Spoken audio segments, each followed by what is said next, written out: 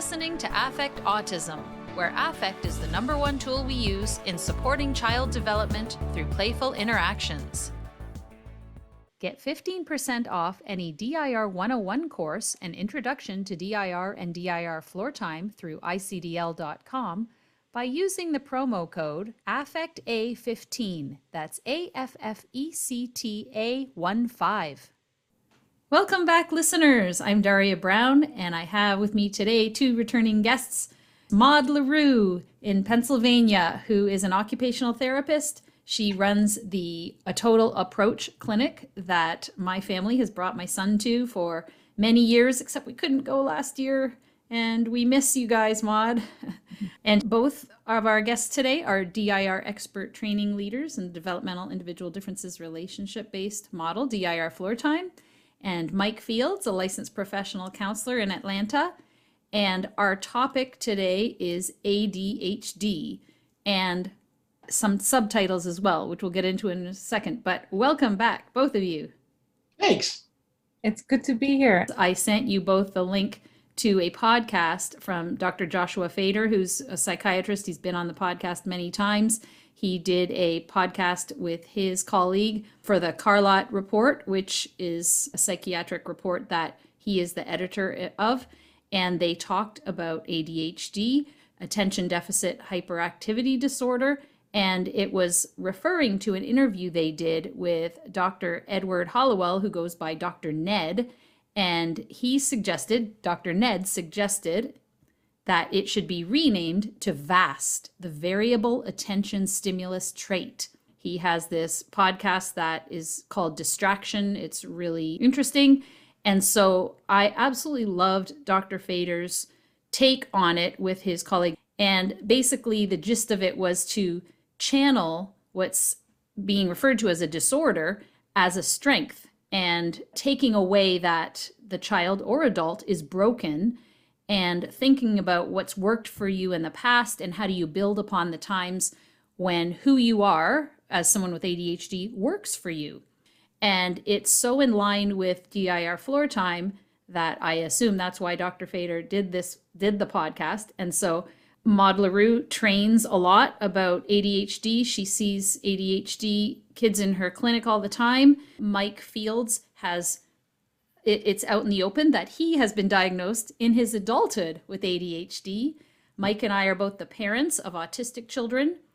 After reading a lot about ADHD, I am starting to wonder if both my husband and I have ADHD. I'll be interested in hearing what you guys have to say about it. Because this is usually an autism podcast, there's a lot of overlap with ADHD. I thought we would, Maud, get you first to just tell the listeners what is ADHD in the first place. I know you don't diagnose kids, but what is the diagnosis and what do you see when kids come to your clinic? Well, it is a vast topic. in many respects, if we can take his word for what he thinks ADHD should be. I actually love Dr. Hollowell's work and read his book, Driven by Distraction, and I believe he's got another book coming out, which I didn't know about until you gave me that thing to listen to. So I'm looking forward to that. He is really making a difference in the thinking around ADHD. So I'm an occupational therapist. For me, it's all about development. In DIR work, it's all about development. So the overlap is very clear between any diagnosis with developmental features and ADHD as a developmental feature. So in the literature currently, like Barkley and all those others, they don't really talk about ADHD as a developmental piece. They talk about it as a medical diagnosis with a variety of different pieces attached to it. They don't talk about ADD anymore. They now talk about SCT, which is sluggish cognitive tempo, which I know that nobody's really happy with that name. So they're also thinking of changing that name again. But ADHD has the hallmark of hyperactivity. And basically, in order for the medical profession to make the diagnosis, you have to have at least had the symptoms for 6 months or longer in order to really have this. And you must exclude any other type of a diagnostic category, such as ASD. But we all know that ASD have kids, can I say autistic kids, autistic adults, carry oftentimes a difficulty in attention deficit. So where the link comes for me is in the developmental hierarchy, is that in order to have attention, you have to have a certain amount of building blocks in place. And I will just shortly say, and I want to give Mike a turn to talk about his experience, is that Michael Posner's research in the book, older book now, but I still love the book, Images of the Mind, a little bit of a technical piece. You know, you read a chapter and then you read a romance novel, you know, you don't read it all at once. So really talks about, it's almost like 7 steps of an attention hierarchy in the brain. So for me, because I like to simplify things, I've changed it to about 4 different pieces that I look at when I assess in the developmental continuum. The first one is you first have to register the stimulus with the different systems. Mostly your auditory or visual system, but all your systems are involved. Then you have to orient your body towards that stimulus. So something bangs next to you, and then you kind of, okay, what's that? And then as you say, what's that? You process the information to the cortex, which is your processing speed. And then you give meaning to it in the cortex, which is your attention piece, right? Attention being known as a cognitive type of a skill, is how it's coined in the literature. So in order to get attention by the research itself, you got to go through these developmental levels. And what kid with ASD do you know that doesn't have sensory issues, that doesn't have registration issues? So there's a huge commonality with registration, partial orientation, processing speed, and then eventually being able to do attention with meaning. So maybe, Mike, over to you. Talk a little bit about. All of that definitely applies to me. I fit. I'm still ADHD. Yeah. So as you mentioned, I was diagnosed later in life. I was a really outgoing, energetic kid. Looking back at my old report cards, and my mom kept everything, including a penny I swallowed when I was just a couple of years old, still in a scrapbook at home. Anyway, all my report cards. Mike is really good in class if he would just, be quiet and pay attention more. But I got good grades, and I think part of that was because I was, a happy-go-lucky kid that I think my personality kept me out of trouble. I think about kids we see now going to school, the kids who are quiet or who are happy, they don't get in trouble as much, and they may be overlooked if they have disabilities because they're not causing trouble. But it's the kids who, shift to kind of that fight pattern or that defensiveness that really draw attention. So I think I escaped through that way. And then I was always active, was in marching band and played music and had all these activities. So just places to channel my energy. And then after school, after graduation, having a family, had a son on the spectrum. Floor time was life-changing. I've mentioned that before in the other podcast, but I went back to school to be a counselor, and I was sitting with Kathy Platzman, Dr. Platzman, amazing psychologist here in Atlanta, and she's the clinical director at ICDL, right?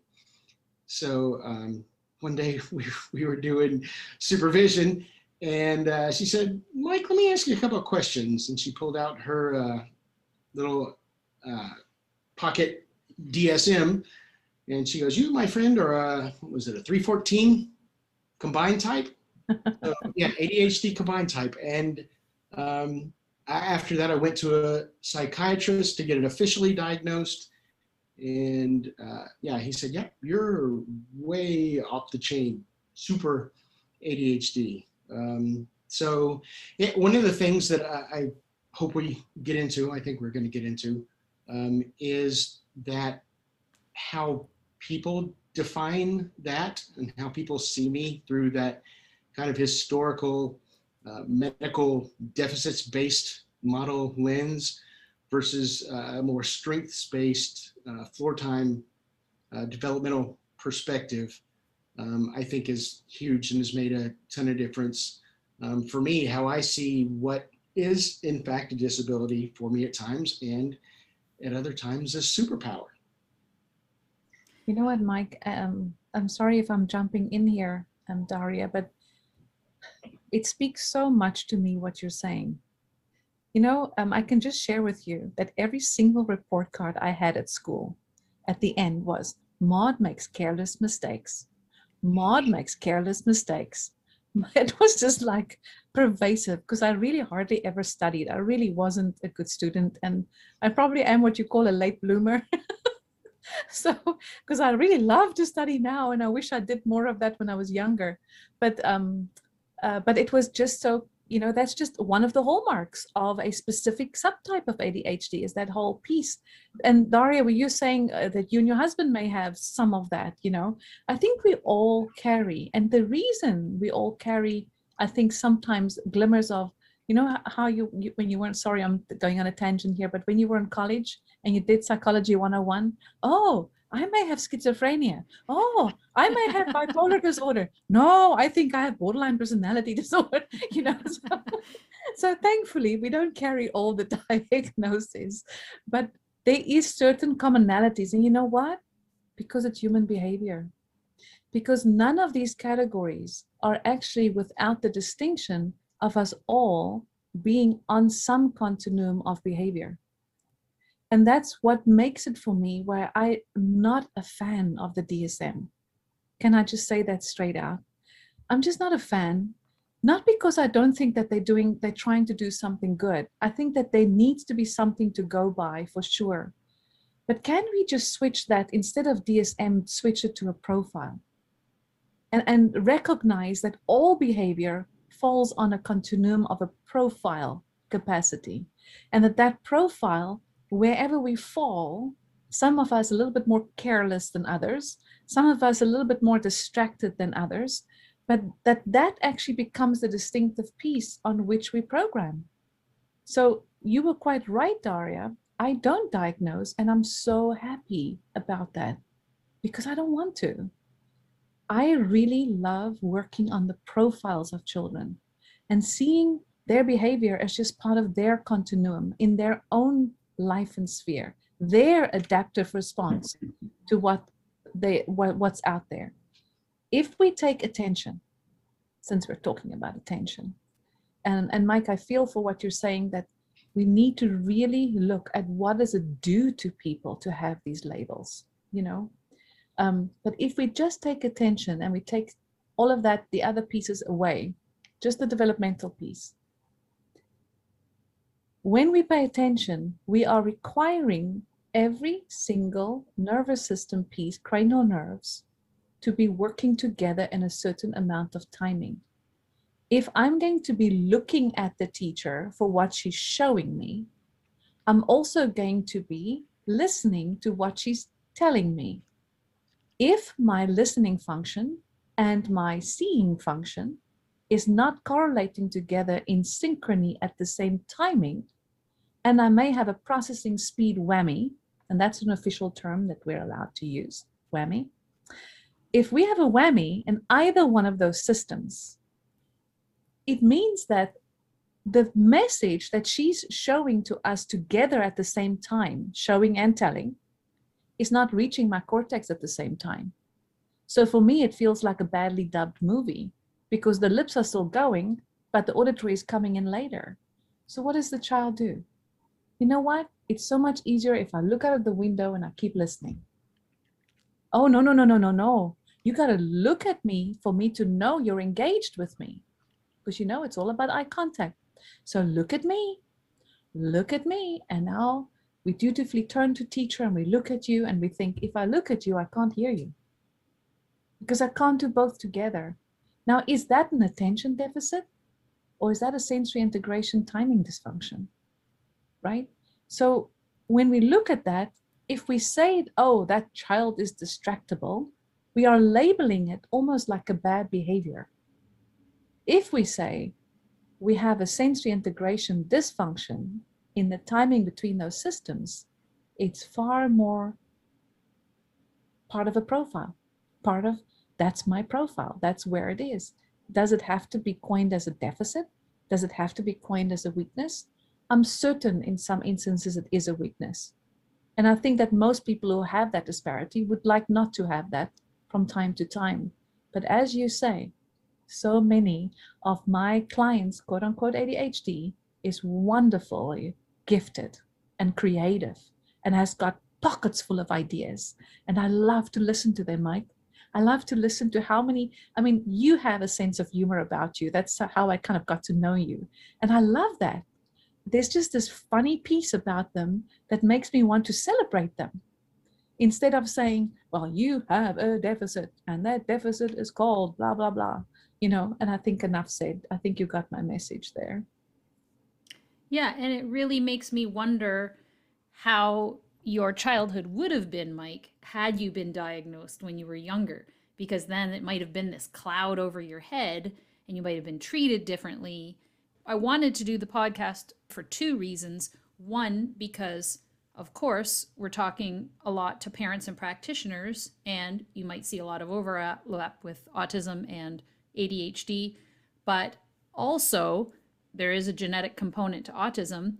Parents either have some kind of autism themselves, whether they've been diagnosed or not, or they determine as adults that they're autistic, or lots of times they have ADHD and it may or may not be diagnosed, and then you see autism in their offspring. So I thought it would be something that's interesting to parents listening who might have ADHD or think they do or whatever, that we talk about the different ways it expresses itself in adulthood as well. Yeah, certainly that's a big point. And I think the takeaway from what Maud said is back to the I in the DIR model, individual differences. It's about a profile. It's what everybody presents.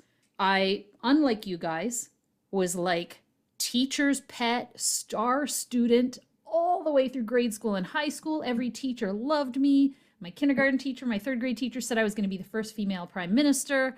So like the future was bright. And then in university, I just found it so difficult because it wasn't that classroom environment with relationships. I went away. I was only 2 hours away. Big classes, less attention, having to do everything yourself. In grade school and high school, I barely had to study. It just came so easily to me.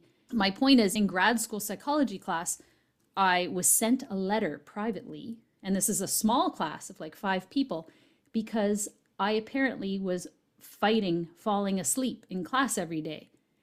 And I noticed that too, even in these Zoom meetings and at conferences sometimes, like I need to turn my camera off because I'm still listening, but I'm literally falling asleep. Like I'm a sensory seeker like my son, and I need stuff to keep me awake. So it's interesting when you think about looking at our kids, the first thing they say is, parents too, fill out your sensory processing profile. And although there are lots of differences between me and my son, like my son's profile is a lot like me, even though I never had challenges or struggles or anything like that on a surface level growing up.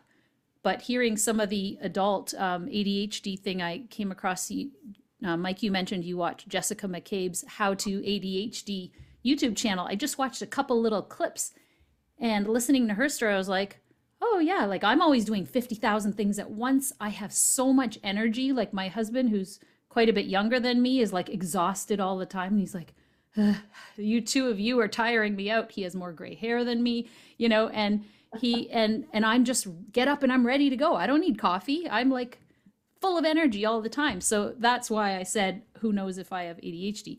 He has the other stuff, like distracted, forgets what time it is, gets lost in what he's doing, those kinds of things. So who knows if we do or not? Neither one of us has been diagnosed. But anyway, yeah, this whole concept of the profile, individual differences. Did you want to respond to anything that Maud or I have said, Mike, and how it resonates with you and the kids that you see? Yeah. Floor time? Yeah, first to start, you said, you know, who knows if you or your husband have ADHD? And from a floor time perspective, and to go back to what Maud was saying about profiles is, yeah, and who really cares? I mean, it's the labels are they're good for a couple of things. The labels help you qualify for services and to get reimbursement money. It's just about that, and that's why things are so tied still to this medical model of deficits, where we have to be able to measure and count and show progress. And of course, there's the old saying, not everything that counts can be counted, and not everything that can be counted counts. And that's why Dr. Greenspan came up with the Diagnostic Manual for Infancy and Early Childhood. Autism doesn't really tell you a lot. You can make a stereotype and some assumptions in there, but like we're talking, it's a really broad spectrum of experiences and differences. So focusing on that profile, which is really what the DMIC does, the Diagnostic Manual for Infancy and Early Childhood, breaks things down into what are the different pieces of that profile. So somebody who is very kinetic, likes to move a lot, needs that movement, that's useful. Somebody who needs to be able to see things, or who needs extra time to process things, that kind of stuff is useful.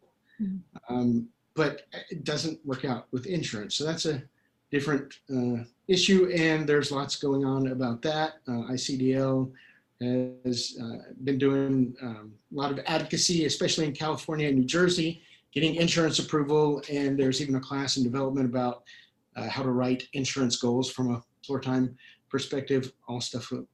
And Mike's talking about the Interdisciplinary Council on Development and Learning, and in the blog post with this podcast, I'll put a link to the course that he just mentioned that ICDL will be offering.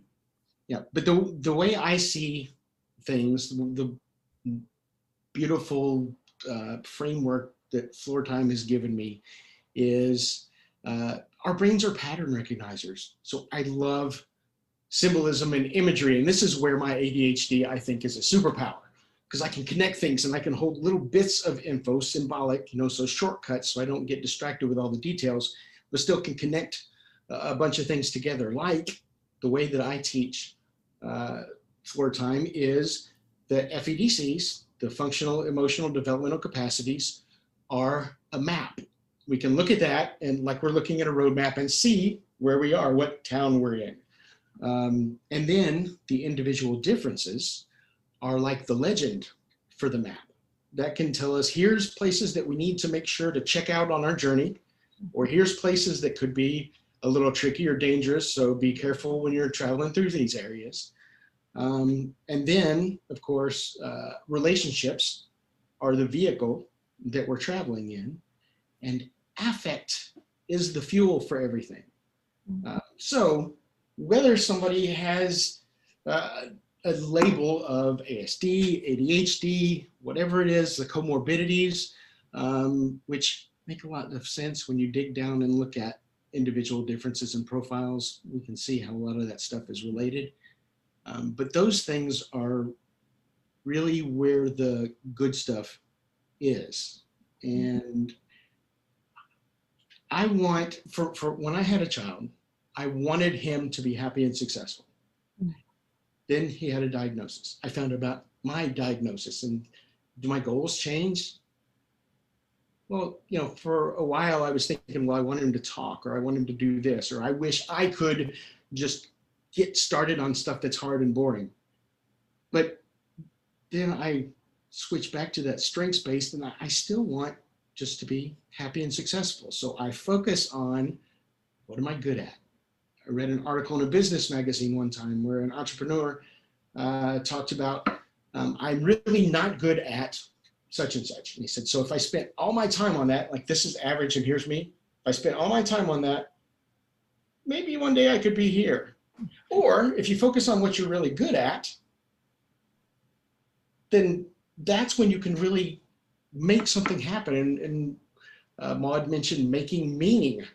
That is so important. And I think, Maud, that goes to why you and I had trouble studying when we were younger, but we love to do it now because when we were younger, we were studying what we were told to study. That's right. And now we're studying what we're passionate about. That's And right. that's easy because ADHD is an interest-based kind of way of thinking about things, not priority. This has to be done or there'll be consequences. Ooh, squirrel. That doesn't work. So yeah, I just want to focus on strengths and helping people be happy and successful. And what does that mean to them? I want them to be able to choose that, not me tell them this is how you be happy and successful. You have to be in marching band, you have to play piano, you have to play Little League baseball and football and do all the things that I did. Go water skiing in the summer. Lots of people don't do that and they're still happy and successful. So cool. What do you like? And that's right. more fun. Right. I think there's so much to be said for what you're saying. I'm also thinking, if we think back on young children and you get them, they have the diagnosis, they have the label, and there's something to be said for the whole fact, that many parents tell their kids they have ASD. Some parents don't tell their kids if they have ASD. They for whatever frame of reason, there isn't a right or a wrong. It's whatever works for you, right?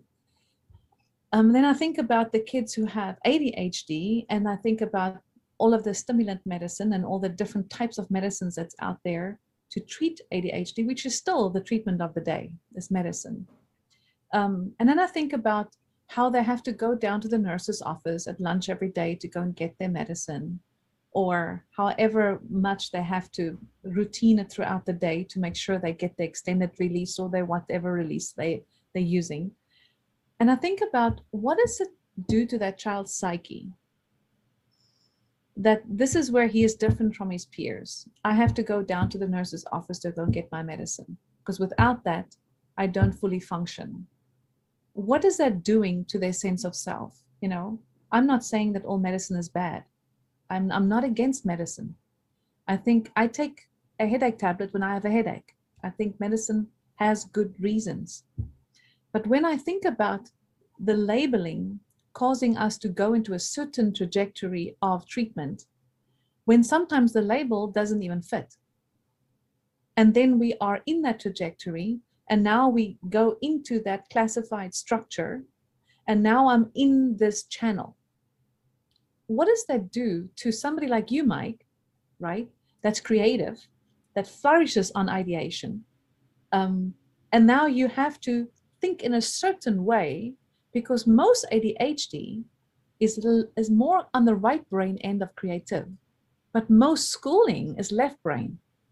Language, logic, write that essay, put it in a structure, pragmatics, sentences, rules, language rules, and this is how you write a good essay. And no, not like this, right? So a lot of your educational curriculum depends on the left logical brain. Whereas ADHD, their superpower is very often right brain and having all that creative ideas. I just listen to their stories. I say to the parents, you know what? While we're still working on this whole written expression piece, you just write for him. Just tell him to tell you all his ideas. Just write them down, think Scrum. And I tell them that's how you deal with homework, is make him think all his thoughts, write them down and tell him what a cool thought he has, right? That's his strength. And then, okay, let's put some of those cool thoughts together and let's create an essay together, right? We're going to get there, because in my therapy program, we do get to the written expression and those pieces. And of course, we're not even talking about all the reading relationship to the ADHD kind of a profile and other academic pieces. So I think that coming back to that sense of self piece is that I'm wondering, I'm not saying that I know, I'm just wondering, what does it do to a child's psyche when the category is your label, and your label is coined to be you, and that you're not beyond that label? I think it's an open question, an open debate that we still need to have. Yeah, and story is so important. That's how I got into the niche I'm in, where I'm using therapeutic role-playing games for growth and healing. We get to assume the identity of different characters and act out and try different experiences, do things that we wouldn't get to do in regular life, and see how that turns out in the safety of the confines of a story or a game. But yeah, absolutely, Maud.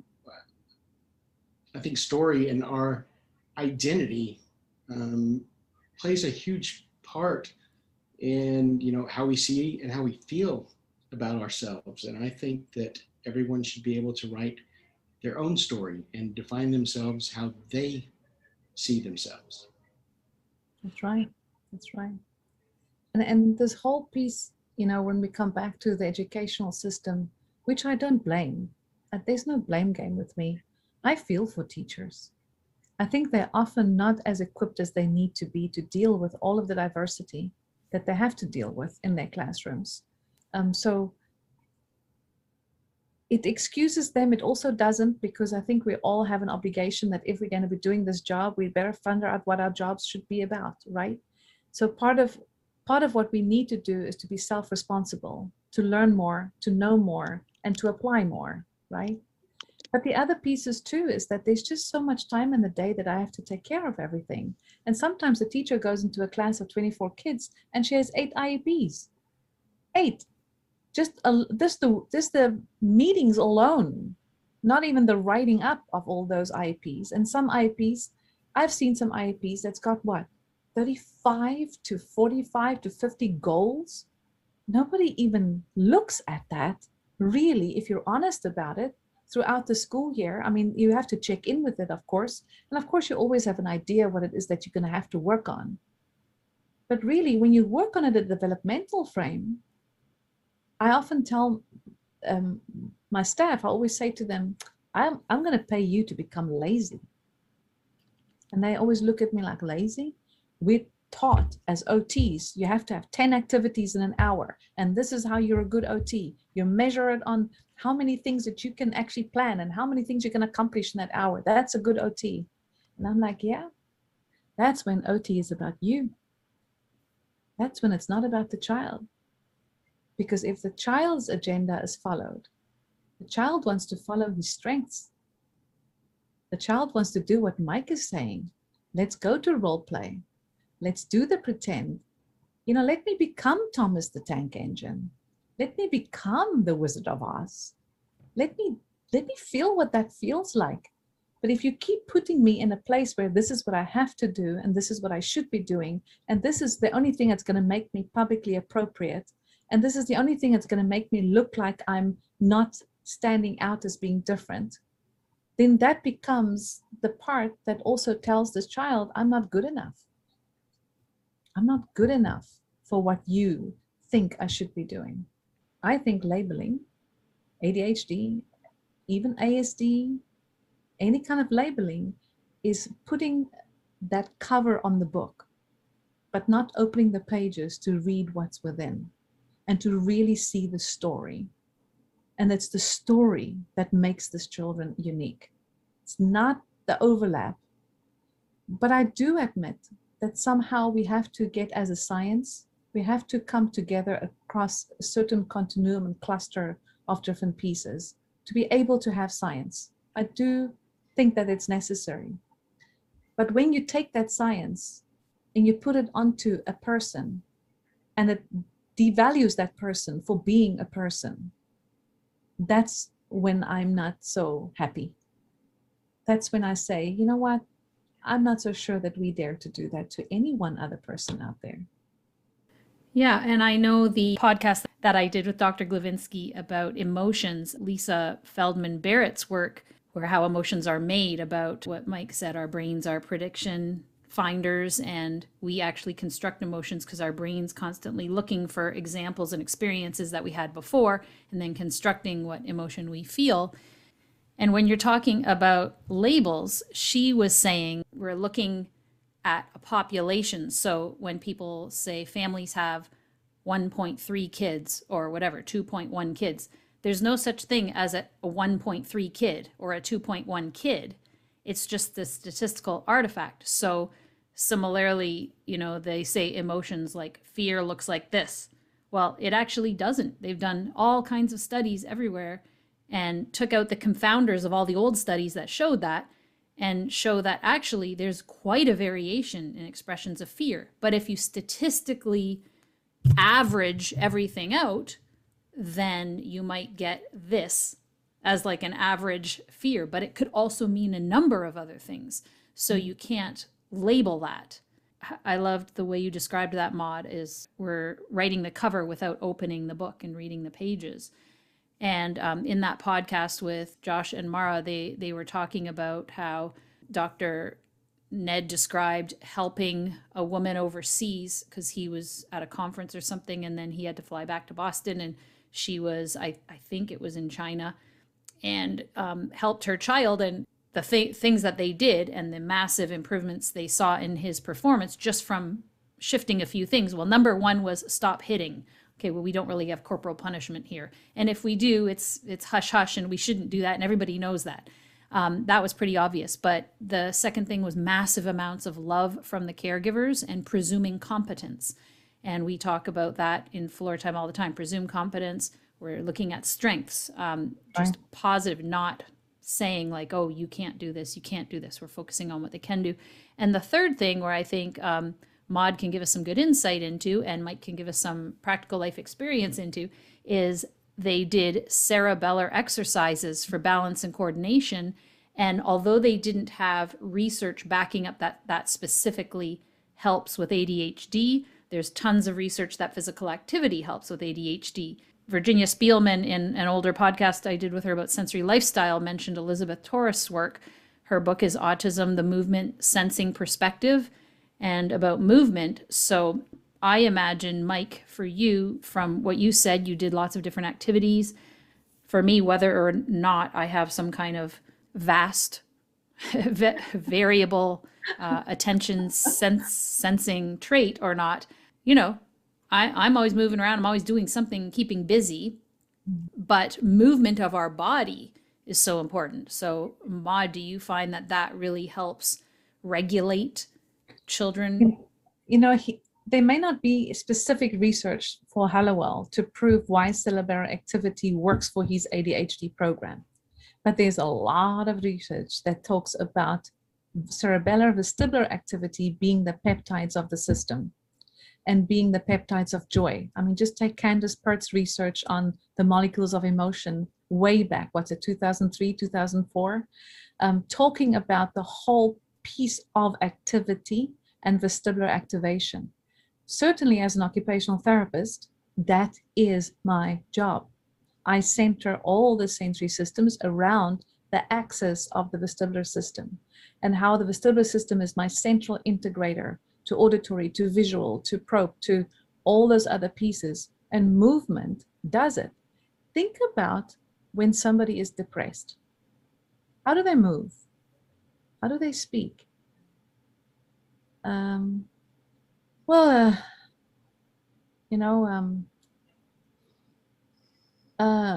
Right? So you get that sense of the voice is flat, the body is stooped, the eyes are cast down, right? You get the whole posture. I mean, trauma people talk about this all the time. Peter Levine, somatic experiencing, Pat Ogden doing her psychodrama work, Janina Fisher, that does also, I think, partly of Pat Ogden's work. All of that trauma people are talking how the body holds the score. Bessel van der Kolk, right? All of those pieces relates to what we're actually talking about now. And that piece that Hallowell cottoned on, the vestibular piece, is actually a common link up to all those pieces. The way we move tell people about us, tell people where we are. If we're busy and we're trotting along, getting stuff done, right? What do they say? Give something to a busy person, you get it done, right? Because the energy is there and you're going to do it, and off you go. The vestibular system drives attention. It drives integration. It drives praxis, motor planning, It drives how I'm going to be timing my systems together in order to look at you and listen to you at the same time. The overlap in the temporal lobe and the parietal lobe, temporal being much more the timing language piece, parietal being much more the sensory motor piece, they come together. And they come together also in the area in the brain that's very involved in interoception. And the link of that with interoception, that I can feel what I'm feeling inside of my body, and that supports me to how I'm going to be understanding how you feel, my whole piece of empathy. You cannot separate the vestibular system from these pieces. So I totally get what Hallowell is saying. It's why I loved his first book, and I will love his second book, I know, because he was speaking my language.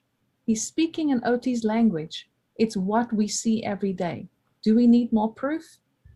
Yes. In specific directions, if we want to talk labels, we need to prove that vestibular is going to help ADHD. But do we know that vestibular helps and supports the brain development? That is an absolute researched fact. So I think he's onto something quite big. Dr. Fader in the podcast did mention about movement helping in so many ways, but he said the biggest thing that I took away from that piece that he said was he doesn't ever want to medicate as a first response. He wants to try these other things first. Of course, medication is absolutely necessary in some cases, but he wants to see, and actually we did a podcast on autism and medication, and he said the same thing. He said, if you're not seeing progress in the developmental capacities, I might look at medicating. But if you are seeing progress, because our son is super hyperactive, like my little guy, like Maud knows him well, he's very active. It's very hard for him to sit still unless he's watching an iPad or playing a video game. But even playing a video game, he's going, woo, yeah, woo, like for hours on end. Like, where does this energy come from, right? But even in that case, you know, we had doctors suggest to us numerous times, maybe some medication will help him be able to focus and calm down, and that might be so. And a lot of because of what Dr. Fader said, but also because I don't want to go on the medication route if we don't have to. He's been progressing in his capacities. So we're not looking at medication. Will we in the future, if need be? Who knows? But I thought that was good that Dr. Fader said that. But it brings me to a question, and I know I want to give you a chance to respond about the experience too, Mike. But it brings me to a question of maybe there are things that can help people, and this is probably a separate podcast on motivation, but if you know movement helps you, yet you just don't do it. You know, there are people that could benefit from moving around in that, but they don't do it, and they could be helping themselves, but I'll just take my medication. Like, and you don't want to say it's laziness, because it might also be something about organizing themselves to get up and move is too overwhelming. I don't know, but just something else I'm throwing out there. Mike, did you have some responses to any of all that stuff that we said? That's the medicine I want. I want the medicine that makes me want to do stuff that I don't want to do.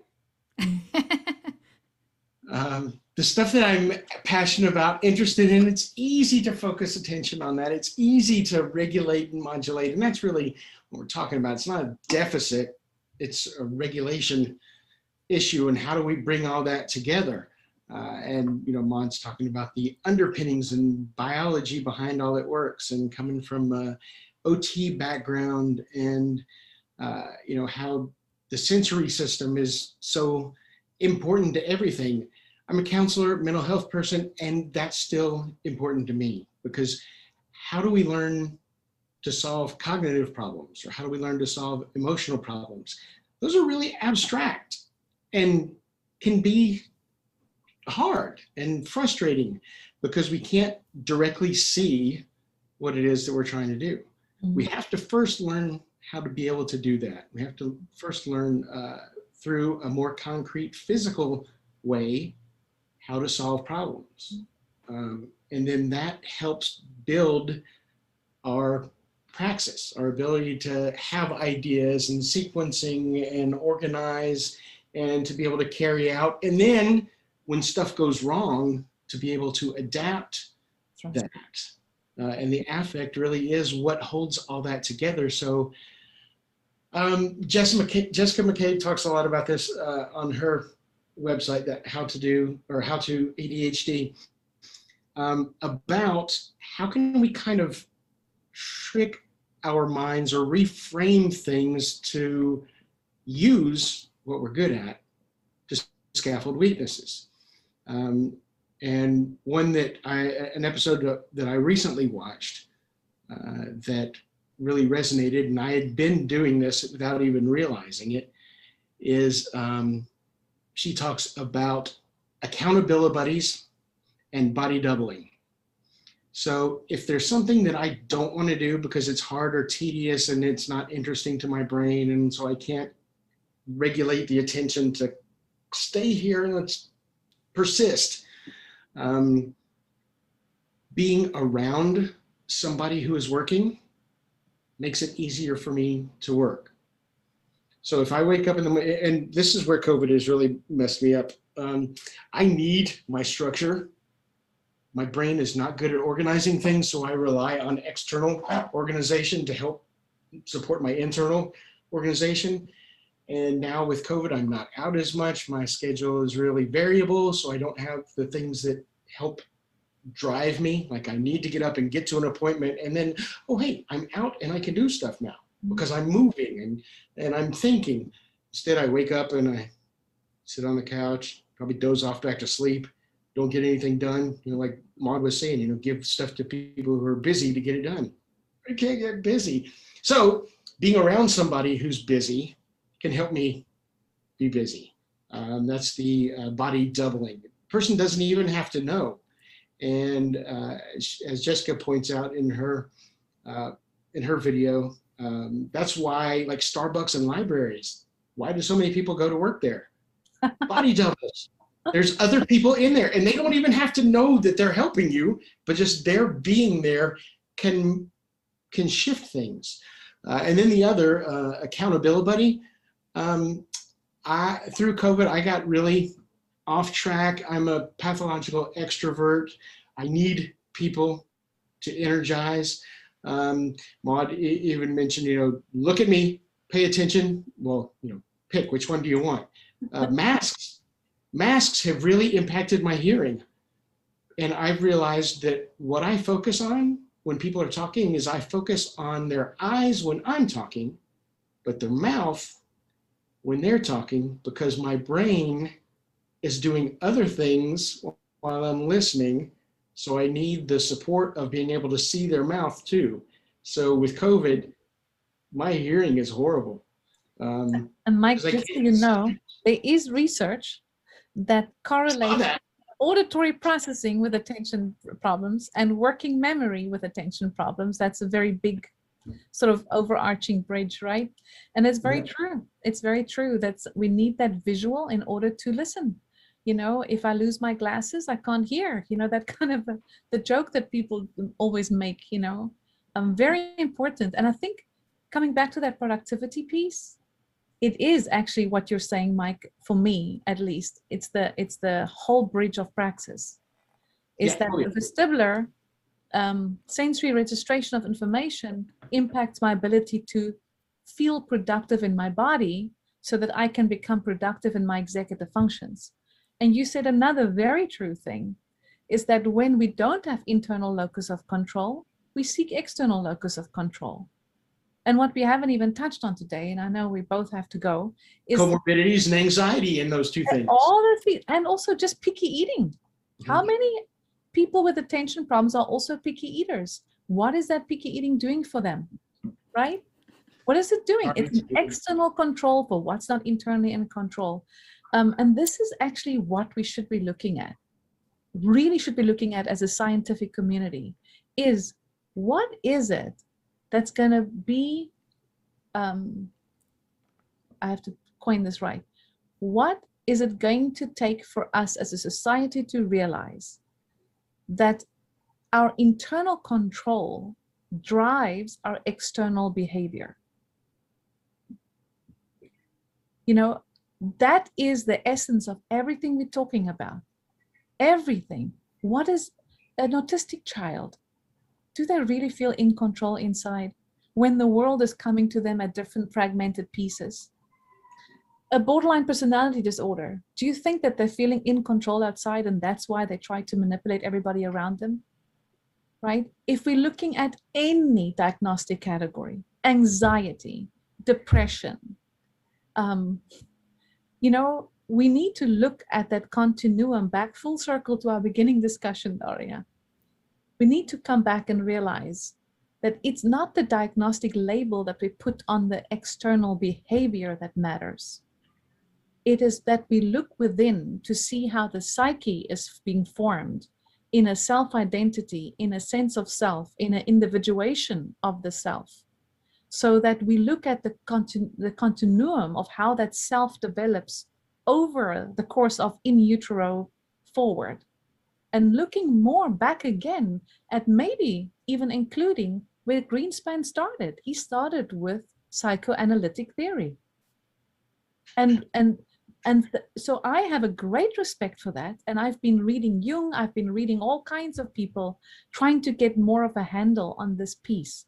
And I would feel much happier and much more respectful if I was looking at this little body in front of me and saying, you are a little developing body. And you have to develop your own personality. And you have to develop your own personality from the temperament that you were given, perhaps through genetics. But then your environment is going to form and shape those genetics into that little person that you're going to be, right? That's the way I want to look at children.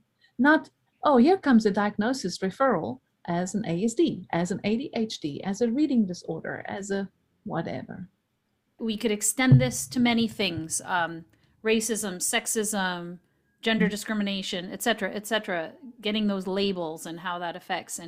And Maud, my master's is in psychology, so I studied all the psychology stuff first and then learned about all this other sensory stuff and all of this that can impact that. So it's really interesting. It's like we're coming at it from different directions and meeting in this overlapped Venn diagram. So that's kind of cool.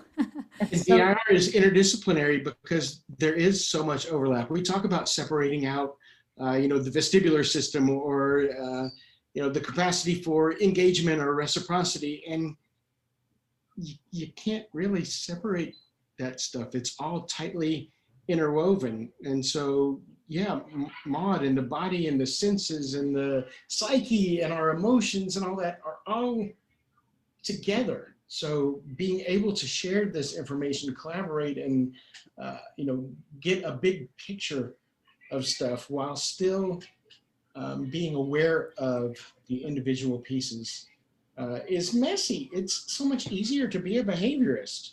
And in that way, if something's not working, it's just the client isn't trying. Don't even get me started on that one.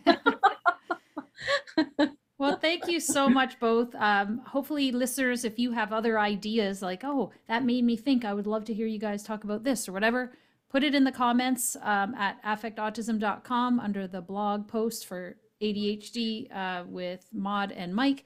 And thank you both for sharing your expertise and experiences. Check out the YouTube channel, the blog post for Affect Autism, and see you all again next week. Thanks, and I hope I'll have you two back again soon as well. Thank you for having us. Thanks. Really appreciate it, Daria. It's been a fun afternoon. Thank you, Mike. Thank you too. Until next time, here's to affecting autism through playful interactions. If you're a caregiver looking to implement your own floor time approach, please see the Parents menu at icdl.com, the Interdisciplinary Council on Development and Learning, for the virtual floor time consultations for parents. There you can schedule an appointment, look at the virtual DIR home program services, and see the weekly parent support meetings registration. We aim to help you implement the developmental individual differences relationship-based model at home, taking into account where your child is developmentally and their individual sensory processing differences within your safe and nurturing relationship to promote and support their developmental potential.